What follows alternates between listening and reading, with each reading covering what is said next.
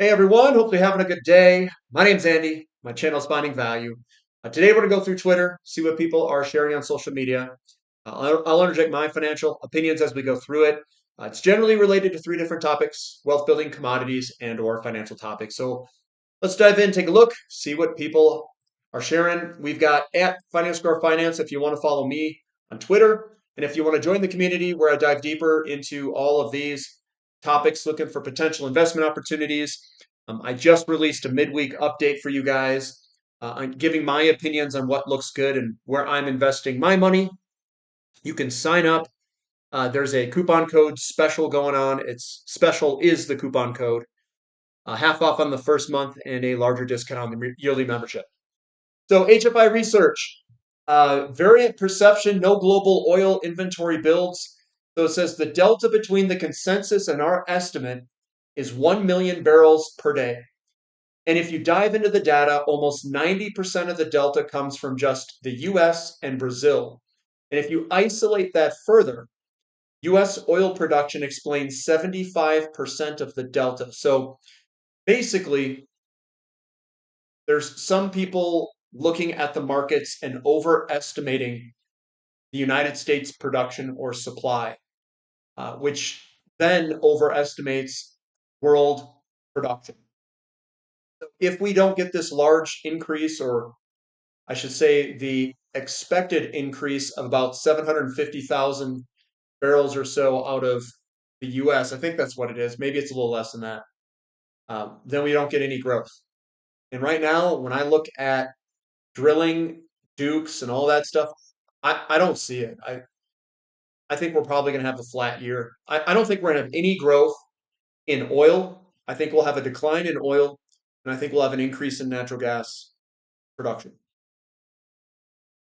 Rock bottom entry is the DBC, which is the commodity index, divided by the S&P 500 ratio, is flashing a massive double bottom on the monthly chart. I'll be posting this weekly for the next decade to remind you why commodities are better than stocks. Commodity bros, we are so back. This is a double bottom, basically a bottom in valuation of commodities versus the S&P 500. This is where you get many, many, many multi-baggers from where you can purchase, because this here is stating that commodities are incredibly cheap against the S&P 500 ratio. We've seen this ratio swing back and forth. Whenever you can get a ratio this cheap, it is the ultimate buy point for commodities. So again, my entire website is focused on commodities, not the S&P 500, because that is where the value's at. And that's what I'm doing. I am finding value. So when you find the value in the markets, there's a couple of spots that show up. Commodities are one, and then emerging markets and other foreign markets also look incredibly cheap. And we're going to see currencies go up and down here in the near future. I think we're going to see a weaker dollar potentially, and stronger, we'll call it, other currencies. Commodities go up during that time frame, so do emerging markets, and that's where the opportunities are in the system. Grady said this weekend on silver that Friday saw a strong intraday reversal, but it does not change the big picture. In a resumed bull market, price will overcome the resistance levels. That below is a very good looking chart to go higher for silver. So I'm going to agree. Guys, I don't even look at the short term anymore. I mean, I see it and I report on it, but for my investment, there's nothing that would really change my mind in the short term about silver or gold. I think we're going higher, and I think we're going way higher. Now, does that make me a perma bull? No, it makes me a bull. Well, I mean, it depends how you define what a perma bull is. If you've been bullish since 2000, you're not a perma bull. You're just smart. I mean, you're just right and you're smart. Anyone who says otherwise is a perma dumb ASS. I mean, that's really what it is. They don't know markets. They don't take a long-term approach or view on the markets. and they try to trade the short term, and the big money's made in the big moves, and the big moves are all to the upside since 2000 for gold and silver. They've outperformed the S&P 500. Gold has specifically, and I think probably silver has too. And that's the bull market. It's the big. We'll call it the K wave. So, I, when you listen to people, oh, you underperformed for like the last 6 months or a year, it's kind of like, well, you're missing the big picture there, buddy. Mother Silver Ape, and I mean that the way that you read this can look kind of weird, like mother something rape. I'm like, what's going on here? 100 ounces of silver savings is a very high goal, but achievable. It costs approximately 51.50 in Canadian dollars to buy 100 ounces of silver maple leafs today. I can't imagine a better use of $5,150 than to secure your wealth in strange economic times. This is a very reasonable cost. Prices are CAD. I can tell you this, guys. There was a monster box for sale. March 2020, it was 8,700 US dollars for 500 ounces. That's what a monster box is of the maple leaves. And that's what I saw in 2020, just an FYI. So it's gone up quite a bit from that bottom. Now, here's another thing. A lot of people ask, what's a good amount of silver? You know, or gold or precious metals. How much money should I have in precious metals? That's going to be different for everyone. My threshold is incredibly high, I think, and I put a lot into it. So for everyone, 100 ounces, that might be what somebody you know, might consider to be a good amount, and that very well could be a good amount for you. But a lot of my purchases, when I do single purchases, that's generally, 100 ounces or 500 ounces, somewhere in that range is where I generally purchase. 100-ounce bars and stuff like that. So to me, I think I have a distorted view. If I were to come up with a number, my number would be at least 1 year's worth of expenses at a minimum. So whatever the expenses are for somebody, I would have at least 1 year's worth of expenses in physical metals from a dollar value perspective. And that's from the dollar value perspective today. So if you were to take and add up all of your expenses in an entire year, I would have at least 1 year of dollar value in physical metals. And it doesn't matter what metals you buy. It can be gold, it could be silver. I would probably do a mixture of all of them. I would have gold, silver, and platinum. That's the ones I would choose. Now, is that the right amount? I don't know. I mean, I hold way more than that. Um, yeah, I don't know. I guess I'm a little bit crazy. I feel like I feel like I could still own a little bit more of certain other varieties of metals, like because I don't really have any palladium. That would be one that I could purchase maybe, just to like kind of you know spread out the stack a little bit. But I feel pretty good about my silver holdings and my gold holdings. So I don't know. That's kind of where I'm at. My threshold is way higher than 100 ounces, though. I mean, my threshold at a minimum for me, if someone were to say, what's your minimum? And for silver, I mean, I'd want at least a couple thousand ounces, but that's me. Coming down, the US government is too busy trying to keep control of gold and silver that they forgot to scam pump Bitcoin. Few understand this. I'm just talking crap about Bitcoin. That's why I'm sharing this post here. Um, I don't know. I think that Bitcoin was created as an intangible asset to suck money out of the system to keep it from flowing into other areas that they don't want it to flow into. There's my thing. Rock bottom entries. Natural gas is on a parabolic trajectory. Clear path to $8 in his opinion there. Shoulder, head, shoulder, breaking out of that resistance level. And then we've got the parabolic momentum move on the relative strength indicator. We'll see if that occurs. I don't trade these things necessarily, guys. Like A lot of people, they care so much about the short-term market movements. I don't. So what I do is I want to buy where this head is at. And then what I do is I hold on to it. And if we can go to a sustained higher level up here, let's say we sustain 350, $4 plus for a long period of time, which I think is totally doable. The equities are just going to continue to go up, up, up, up, up, and up of natural gas. So this isn't a game about natural gas moving and going higher. It's not about the momentum of natural gas. We just want it to get above 4, stay above 4. And then the equities, the companies of natural gas will just make a killing. What also that will do is it will bring back the rig count. The rig count will go way back up because drilling will come back online for nat gas. So I want to see a sustained price over like $4 an MMBTU. I want the equities to just rip for many, many years. And then I want the drilling companies to come back online and do all that drilling. I think that has to occur because I don't think they're going to get the drilling companies to come back online unless we stay above $3.50, $4 an MMBTU. Tavi says gold prices have surged far beyond production costs over the past few years, creating some of the strongest margins mining companies have seen. Keep in mind the gold to oil ratio, especially crucial for open pit mines, is now at the second highest level in history, further enhancing profitability. The recent earnings beats from some major mining companies that have just reported are only the beginning of what is likely ahead the coming quarter, in my view. And this is the production margin at $2,900.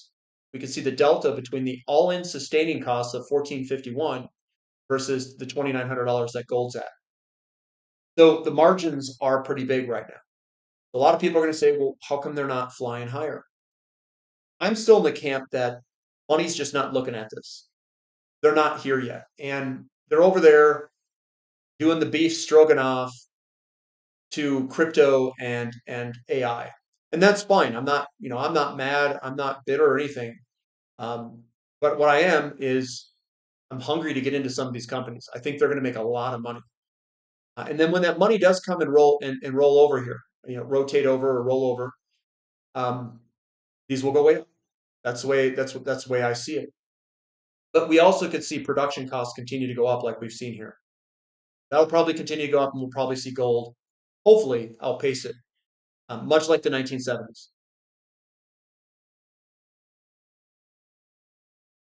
The cost to borrow GLD shares hit 10.45%. The gold shorts are in big trouble. Gold shorts are in big trouble here. So there's the lease rate, and it is ripping. And that's generally an indication of a shortage of the physical metal. You can't lease it. So they don't want to lease it. That's why it's going way up. Hey, we'll lease it to you, but you better pay out the butt for it. Joseph Brown, I just thought this was a really good quote. I don't know why. I just looked at it. It says, in 20 years, the only people who will remember you worked late are your kids. I was like, dang, that's pretty right. No one else will remember that. Definitely not your boss. No one gives a crap about that. But I don't know.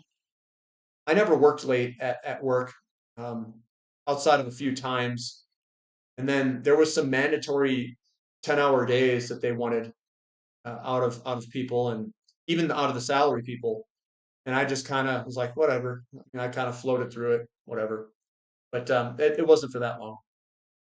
Jamie says $21,000 gold. Why a gold revaluation is in the cards. And that's Jamie. If you want to watch that, it's here. I don't, I didn't get. I was trying to find words here. I didn't get in the gold and silver trade because of a revaluation or because of any narrative. I did it because it was so cheap and the risk of holding these metals is so low.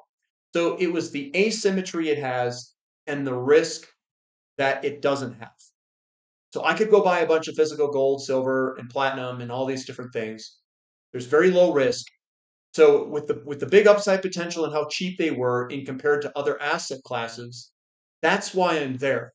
Now, a lot of other people I don't understand their viewpoint. They talk so much and get caught up so much in the politics and all of this stuff. I'm going to rephrase it differently. The politics are responding to the price move of gold. Politics are not the reason, in my opinion, of the gold price movement.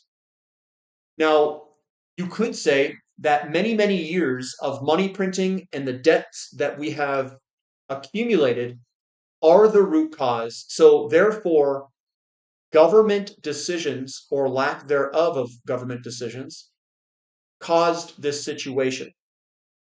And that very well could be the case. But right now, I mean, this is like the Titanic hit the frickin' iceberg already. We've got a gaping hole in it.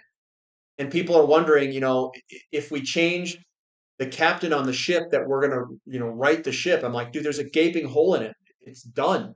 Like, you got to do something to reset the system. And I think that's what this is. A gold revaluation is in the cards.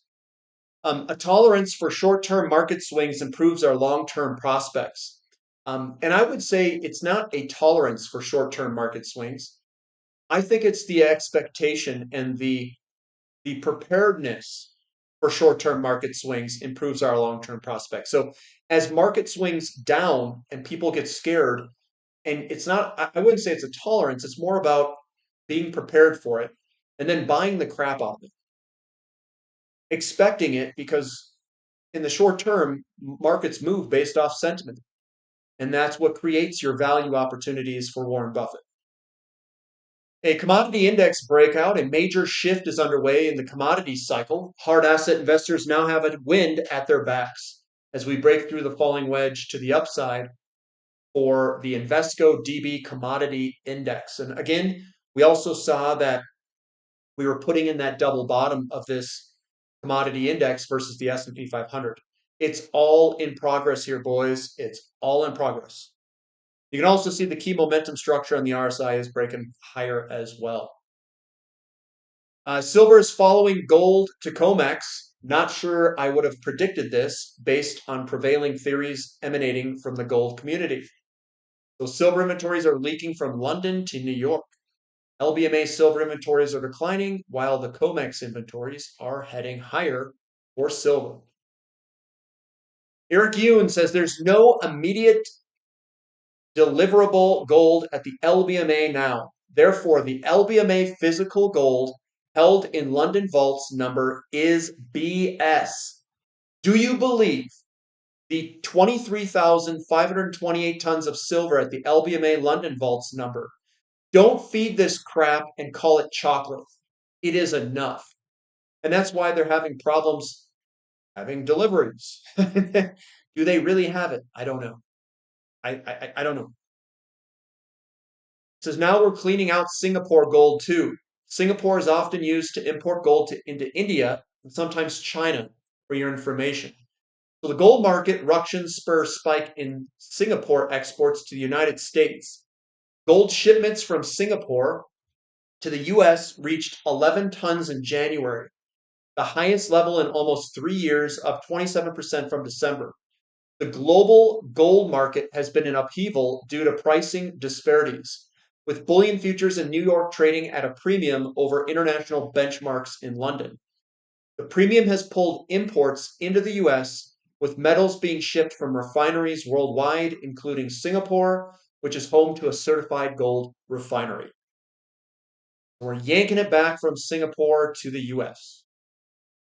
Here's Josh. He says, a shortage of physical, readily available, deliverable gold and silver continues this week. No sign of any change on horizon. You could easily say the next step is price and premiums will go higher. Just wait for when the retail buyer wakes up.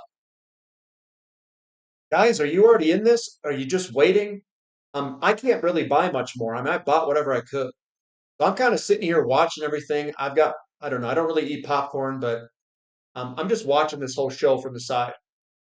And if people run at this metal, it could be gold, it could be silver. They're going to run it platinum too, and palladium. They'll run at everything, and we'll see what happens.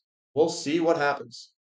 but I'm ready for it. And you know, that big up and handle pattern, it keeps coming up. And this goes along with where we're at in that pattern. The LBMA needs to deliver 12,161 metric tons of physical gold.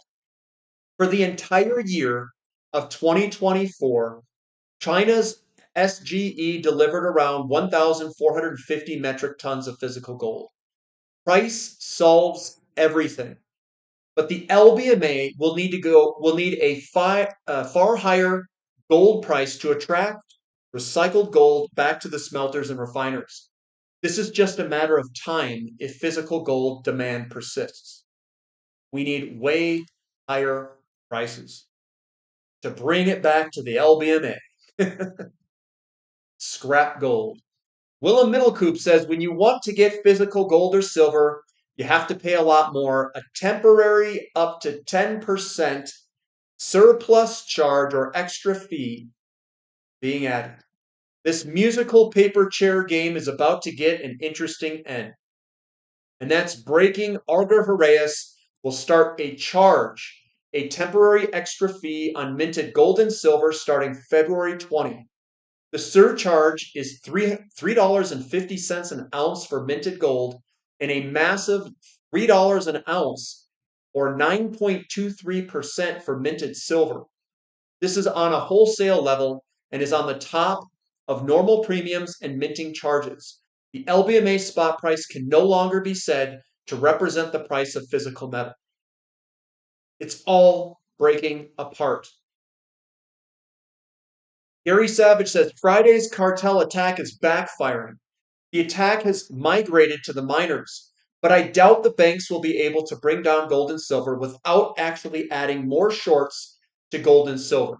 That comes with the risk of an even angrier short squeeze if it fails. The suppression of the gold market collapsed back in March of last year. It's in the process of breaking in silver once they failed to stop silver from breaking through 33. The miners will be the last sector to break the suppression. Get ready, folks. It's going to get, well, I was going to say it's going to get ugly, but it's going to get glorious for those that hold the metal and that hold the miners. Freight futures AM update. We've got dry bulk, Capesize up 4% and Panamax up 5%. Tankers, VLCC, the big boys are flat and Suezmax is down 3%. There we are, oil bulls in terms of seasonality, right at February, ready to rip. Here we go. We're at the beginning of the move. Let's chop chop, boys. Grady, the ratio chart shows how really undervalued copper is and how overvalued the NASDAQ is.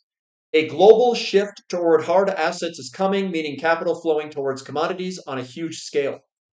The chart now has a strong red positive divergence. Here we go, and this is that double bottom there, boys. This is going to get interesting real quick here. Real quick.